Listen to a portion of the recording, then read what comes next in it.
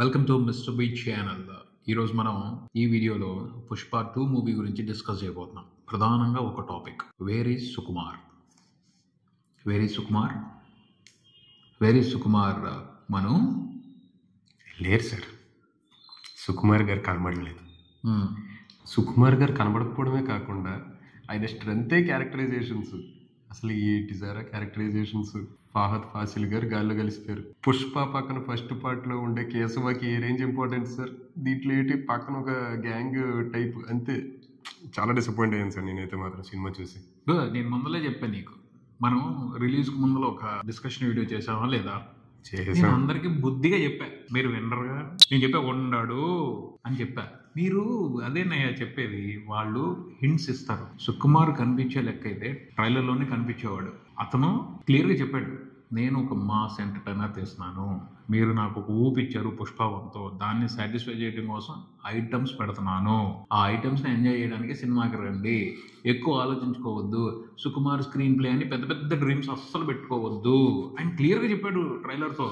నేను కూడా మీకు అందరికీ కొన్ని కొంతమందికి తెలియదేమో అని నీలాంటి వాళ్ళకి చెప్పడానికి ట్రై చేశాను. మీరు వినరుగా, మీ ఊహల్లో మీరు ఉంటారు. అదైతే సుకుమార్ తప్పే కాదు. కేశవ క్యారెక్టర్ అన్నారు. అయితే ఇంకా నాకు తెలిసి అయితే కేశవ క్యారెక్టర్ చాలా రకాలుగా మారిందేమో అనిపిస్తుంది సినిమాలో. అంటే 3 సంవత్సరాలు తీశారు సినిమా. 3 సంవత్సరాలు తీయటంలో ఒకే కథతో తీసినట్టు నాకైతే అనిపించట్లా. రకరకాల కథలు మారాయి. ఆ కథల్లో బెస్ట్ మిగిలింది అంతే. అంతకుమించి ఈ సినిమాలో జరిగింది ఏమీ లేదు. ఎందుకు ఎగ్జాంపుల్ చెప్తున్నాం. ఫస్ట్ వేర్ ఈజ్ పుష్ప అని ఒక వదిలేరు, చూసావా? నేను ఆ పాయింట్ వద్దాం అనుకున్నాను సార్. అదే అసలు దానికి దీనికి సంబంధం లేదు. మనం ట్రైలర్ చూసినప్పుడే ఫిక్స్ అయిపోలేదు, అది కాదు ఇది వేరే కథ అని. అంటే సుకుమార్ గారు ఫస్ట్ ప్రూవ్ చేయడం కోసం ముందర ఏదో కథ అనుకున్నారు. మొదలు పెట్టిన తర్వాత అవి చాలా కథలు మారాయి. అన్ని కథల్లో నుంచి బెస్ట్ మాత్రమే కట్ చేసి దీంట్లో పెట్టుకుని ఒక ఫ్లో తీసుకొచ్చారు అన్నది నా ఒపీనియన్. అంతకుమించి ఇంకేం లేదు. కాకపోతే వాళ్ళు ఒకటే ఫిక్స్ అయిపోయారు, హై మూమెంట్స్ ఉండాలి, రెగ్యులర్ ఇంటర్వెల్స్ లో హై మూమెంట్ ఇవ్వాలి. ఇక్కడ సినిమా పడుతుందని కానీ హై మూమెంట్ లో ఉండాలి. అలాగే మూమెంట్స్ సెట్ చేశారు, ఎపిసోడ్స్ సెట్ చేశారు. It's completely purely mass entertainment, ఒక మాస్ ప్యాకేజ్ కమర్షియల్ ఎంటర్టైనర్ అంతే తప్పించి దీంట్లో ఏదో పేరు రావాలి, గొప్ప రావాలి అనేది తీలా. అల్టిమేట్ గా దీని మీద ఎక్స్పెక్టేషన్స్ ఉన్నాయి. ఆ ఎక్స్పెక్టేషన్స్ రీచ్ అయ్యే సాలిడ్ ఎంటర్టైన్మెంట్ ఇవ్వాలి. అదే ఫిక్స్ అయ్యి అన్ని ఎపిసోడ్స్ ప్రిపేర్ చేశారు. ఫస్ట్ ఫైట్ కానీ, ఇంటర్వల్ ఫైట్ కానీ, జాతర ఫైట్ కానీ, రప్ప ఫైట్ కానీ, ఇవన్నీ కూడా కంప్లీట్ ప్యాకేజ్. ఆ ప్యాకేజ్ మనం ఇంకా అలవాటు పడిపోయాం. మీకు అర్థం కావట్లేదు. నేను చాలా మంది సుకుమార్ కనిపించలేదు, నేను డిసప్పాయింట్ అయిపోయాను, ఇదేం కదా, ఇది అసలు స్క్రీన్ ప్లేనే కాదు, ఎలాంటి నాకు అర్థం కాదు. మీరేమో అలాంటి సినిమాలు లేనివి బ్లాక్ బస్టర్లు చేసేస్తారు. మరి ఇలాగే ఎలా తీస్తారు వాళ్ళు? సార్ మేము బ్లాక్ బస్టర్ చేస్తున్నాం అంటున్నారు. ఓకే, నిన్ను కాదు చెప్తున్నా. మనందరం కలిసి చేస్తున్నాం. మనం ఏం సిగ్నల్స్ ఇస్తున్నాం డైరెక్టర్స్ కి, మాకు ఇలాంటి ఎంటర్టైన్మెంట్ ఇష్టం అని. సో అప్పుడు ఏమవుతారు, వాళ్ళు అటువైపే వెళ్తారు. చాలా మంది కొట్టుకుంటారు, అరే ఈ సినిమా ఎందుకు బాగోలేదు, అందుకు బాగలేదు. అరే అవన్నీ అనవసరం. నాకు రికార్డులు వచ్చినాయి, నాకు కలెక్షన్స్ వచ్చినాయి, నాకు ప్రాఫిట్స్ వచ్చినాయి, నీకు ఇదే కావాలి నాకు అర్థం అవుతుంది. నువ్వు వద్దంటావు కానీ నువ్వు ఇదే చూస్తావు. That's what. సుకుమార్ మారడు అనుకున్నాను. ఎందుకు మారడు? ఆయన కూడా బ్లాక్ బస్టర్ సక్సెస్ కావాలి. ఇచ్చాం కదా సార్ రంగస్థలం అందరం కలిసి. రంగస్థలం తర్వాత బోల్డ్ సిచ్యువేషన్స్ మారాయి, కమర్షియల్ లెక్కలు మారాయి, ఎన్నో మారాయి. సో ఆయన కూడా మారాడు. నేను చెప్తున్నాను కదా, ఈ సినిమా మీద కంప్లీట్ గా KGF 2 ఇన్ఫ్లుయెన్స్ ఉంది, కాంతారా ఇన్ఫ్లుయెన్స్ ఉంది. ఆ రేంజ్ లో మనం కూడా పెద్దగా కొట్టాలి అన్న ఒక ఇంటెన్షన్ తోనే తీశారు. అంతేకాని కొత్తగా చేయాలి, ఎవరు చూపించిన విధంగా చూపించాలి, అస్సలు అలాంటి ఆలోచనే పెట్టుకోవాలి.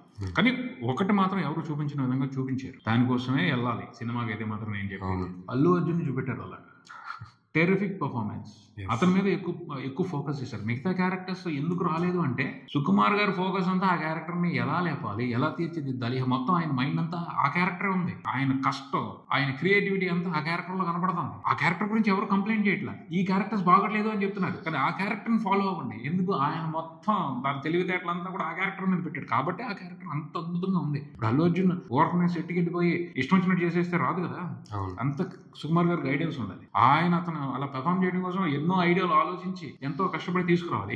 అతని గురించే సినిమా అంతా ఆలోచించడం సరిపోయి ఉంటుంది. అంత అవుట్పుట్ రావాలి అంటే, అలా రావాలి అంటే అలా ఆలోచించాలి. మరి ఇప్పుడు ఆయనకి నెక్స్ట్ ఈ క్యారెక్టర్స్ అన్నింటినీ చేయడానికి టైం ఉండకపోవచ్చు. Maybe that's what. అందుట్లో నేషనల్ అవార్డు వచ్చింది. నేషనల్ అవార్డు వచ్చిన యాక్టర్ సేమ్ క్యారెక్టర్ పార్ట్ 2 వస్తున్నప్పుడు ఇంకెంత బ్లాస్టింగ్ గా ఉండాలి, ఇంకెంత ఇంపాక్ట్ ఉండాలి. అదే ఫోకస్ చేశారు వాళ్ళు. అదైతే 100% డెలివర్ చేశారు, ఖచ్చితంగా డెలివర్ చేశారు. ఇవన్నీ మనం ఏంటంటే, మనం మా సినిమా తీయడం అనేది చాలా పెద్ద క్యాలిక్యులేషన్. అంటే మనం డైరెక్టర్స్ కి అలా అలవాటు చేసాం. వాళ్ళు ఒక సినిమా తీయడం కోసం, మాస్ కమర్షియల్ ఎంటర్టైన్మెంట్ తీయడం కోసం ఎన్ని క్యాలిక్యులేషన్స్ వేస్తారో. నిజంగా ఒక సందర్భంలో ఎక్కడో చెప్తారు, పూరి జగన్నాథ్ గారు అనుకుంటా, ఒక స్క్రిప్ట్ రాయటం కోసం నరాలు చిట్లు పోతాయి. ప్రశాంతంగా స్క్రిప్ట్ రాస్తే నరాలు చిట్లు పోవు, క్యాలిక్యులేషన్స్ తో సినిమా చేస్తున్నప్పుడే చిట్లు పోతాయి. అంతకు మించిన టార్చర్. ఈ కమర్షియల్ డైరెక్టర్స్ తీసుకుంటున్న రెమ్యునరేషన్ కి వాళ్ళు పెట్టే ఎఫర్ట్ మామూలు టార్చర్ కాదు, నేను చెప్తాను క్లియర్ గా. ఎందుకంటే అన్ని లెక్కలు వేసుకుంటూ రావాలి. సో మనం ఫ్రీగా ఇవ్వం, కొత్తదనం తొందరగా ఎంకరేజ్ చేయం. వాళ్ళు ఒక బోర్డర్ దగ్గర వెళ్ళారు అనుకో, అయిపోయింది ఎవరు. బట్ ఆ కొత్తదనాన్ని, ఒక రిఫ్రెషింగ్ స్క్రీన్ ప్లేని ప్లస్ ఈ మాస్ ఎంటర్టైన్మెంట్ ని బ్లెండ్ చేయడం అంత ఈజీ కాదు. అందుకనే రాజమౌళి కూడా ఏం చేస్తాడు, తెలివిగా వేరే జోనర్లోకి తీసుకెళ్తాడు, కొత్త బ్యాక్ డ్రాప్ ని పరిచయం చేస్తాడు, ఆయన మనల్ని మరిపిస్తాడు. ఆయన ఏంటంటే ప్రతిసారి ఒకసారి చెప్పిన కదా మళ్ళీ చెప్పడం, అలా మార్చుకుంటాడు, నేపథ్యాన్ని మార్చుకుంటాడు, ఒక డిఫరెంట్ ఎక్స్పీరియన్స్ ఇచ్చేద్దాం. అంటే ఇప్పుడు తెలిసిన కథలో తెలిసింది చెప్తున్నప్పుడు మనం సేమ్ అదే ట్రాక్ లోకి రావాలి కాకుండా కొత్త బ్యాక్ డ్రాప్ లోకి వెళ్తే కొత్తగా కొంచెం చెప్పడానికి అవకాశం ఉంటుంది కదా అని ఆయన ట్రై చేస్తూ ఉంటాడు. అందుకని ఆయన డెవలప్మెంట్ వేరుగా ఉంటుంది. అందరూ అలా చేయలేరు ఖచ్చితంగా. అసలు పుష్ప 2 విషయంలో మాత్రం full Allu Arjun character domination, అతను పెర్ఫార్మెన్స్ డామినేషన్, అదే హైలైట్. దాని మీద ఫోకస్ చేశారు.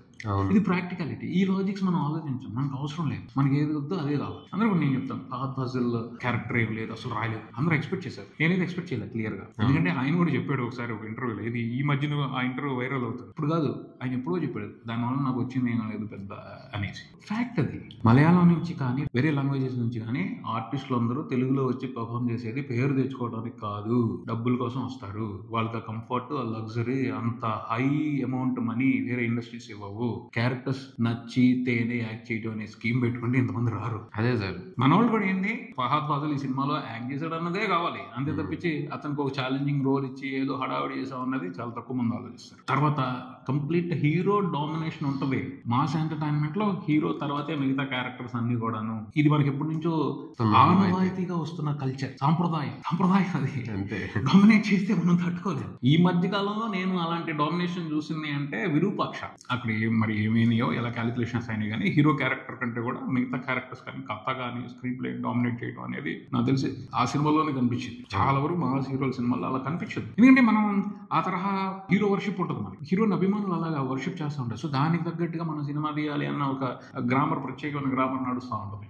సో ఇలాంటి పరిస్థితుల్లో ఉండి ఎవరు ఒక 1% 2% నాకు ఇది కరెక్ట్ కాదని మాట్లాడే వాళ్ళ కోసం సినిమాలు తీరాడు. ఎవరైతే డబ్బులు ఇస్తారో 80% 90% వాళ్ళ కోసం తీస్తారు. సో ఆ క్యాలిక్యులేషన్ ప్రకారం వీళ్ళు పుష్ప 2 తీసారని చెప్పొచ్చు. అంతే సార్, ఎవరికి కోపం వచ్చినా ఇది ఫ్యాక్ట్. అంతే. మనం నిజాలు ఒప్పుకోకుండా, ప్రాక్టికాలిటీ ఆలోచించకుండా ఏందో ఇల్యూషన్స్, అజంప్షన్స్ పెట్టుకుంటే అవన్నీ జరగాలని ఉండదు. కాకపోతే ఇప్పుడు ఎందుకు ఈ టాపిక్స్ కి ఎక్కువ మైలేజ్ వస్తుంది, పబ్లిసిటీ వస్తుంది అంటే కొంతమందికి అల్లు అర్జున్ అంటే ఇష్టం లేదు, అది నడుస్తుంది గొడవ. సో వాళ్ళు ఇలాంటి టాపిక్స్ కి కొంచెం హైలైట్ చేస్తున్నారు. ఆ మూలంగా వస్తుంది తప్పించి ఐ థింక్ అంటే వీళ్ళు కూడా తప్పు చేస్తారు, నిర్మాతలు కూడా అంత హై రేట్లు పెట్టకూడదు, కొంతవరకు పెట్టుకుని జస్ట్ రీజనబుల్ గా సెటప్ చేసుకున్నట్టు బాగుండేది. దీని మూలంగా కూడా కొంచెం ప్రజల్లో వ్యతిరేకత ఉంది. ఇవన్నీ కూడా కలిసి సినిమా కొంచెం నెగిటివ్ ఇంపాక్ట్ పడతా వస్తుంది. సో ఇంకా ఐ థింక్ ఏంటంటే నేను ఒకటే చెప్తున్నాను, నేను చెప్పిన క్వశ్చన్ లో మీకు ప్రాక్టికల్ గా అనిపించినవి, లాజికల్ గా అనిపించిన ఏమైనా ఉంటే మళ్ళీ నాకు క్వశ్చన్ చేయండి, లేదా దీని గురించి మాట్లాడండి అని చెప్పేసి టాపిక్స్ చెప్పండి. ఎందుకంటే పుష్ప గురించి మనం చాలా మాట్లాడుకుంటాం రాబోయే రోజుల్లో. సో మీ ఒపీనియన్స్ ను కూడా క్వశ్చన్స్ రూపంలో కామెంట్స్ లో చెప్పండి, లేదంటే మన మెయిల్ ఐడికి పంపించండి, mrbestories@gmail.com. ఇంకా డిస్కస్ చేద్దాం, సీరియస్ గా డిస్కస్ చేద్దాం. ఎందుకంటే ఒక ఊపు కనపడుతుంది, ఆ ఊపు వచ్చినప్పుడే మనం డిస్కస్ చేస్తే ఏదైనా ఒక మంచి పరిణామం ఏర్పడటానికి అవకాశం ఉంటుంది. ఎప్పుడైనా సరే రకరకాల డిస్కషన్స్ నుంచే మార్పు అనేది సాధ్యం అవుద్ది. ఇది మన ఇంటెన్షన్ అన్న విషయం డైరెక్టర్స్ కి, టెక్నీషియన్స్ కి, రైటర్స్ కి స్ట్రాంగ్ గా వెళ్ళింది అనుకోండి, వాళ్ళు మారడానికి ఛాన్స్ తీసుకుంటారు. మాట్లాడిన వాళ్ళు మాట్లాడినట్టే ఉంటారు. 2 రోజుల తర్వాత ఆ విషయం ఎవరు కూడా పట్టించుకోకపోతే వాళ్ళకి అవసరం లేదు. అంతే కాదు, జనాలు ఇది డిమాండ్ చేస్తున్నారు అన్న విషయం వాళ్ళకి అర్థమైతే ఖచ్చితంగా వాళ్ళు చేంజ్ చేసుకోవడానికి, మారడానికి ఛాన్స్ తీసుకుంటారు. డిస్కషన్ జరిగితే అలా జరగాలి, ఒక ఇంపాక్ట్ క్రియేట్ చేస్తే అలా అవ్వాలి. అంతేగా నా ఒపీనియన్ ఇది అని చెప్పేసి ఏదో కాసేపు కామెడీ చేసుకుని సరదాగా మాట్లాడేసుకుని వదిలేయటం. నిజంగా అసలు పుష్ప 2లో ఏం నచ్చలేదు, మాకేం కావాలి, సుకుమార్ని మేము ఎందుకు మిస్ అవుతున్నాం, ఈ విషయానికి సంబంధించి గట్టిగా మాట్లాడదాం. అంతే, అది ఆయన దాకా వెళ్ళేటట్టు చేద్దాం. మీ దగ్గర ఉన్న క్వశ్చన్స్ బయటికి తీసుకురండి, మాట్లాడదాం వాటి గురించి రాబోయే వీడియోలో. ఇది ఇక్కడికి మరో వీడియోతో మళ్ళీ కలుద్దాం. ఈ వీడియో మీకు నచ్చితే లైక్ చేయండి, మీ ఫ్రెండ్స్ తో షేర్ చేసుకోండి, మీ అభిప్రాయాన్ని కామెంట్ చేయండి, ఈ ఛానల్ ని సబ్స్క్రైబ్ చేయండి. నేను mister B, keep watching mister B channel. Thank you, bye by.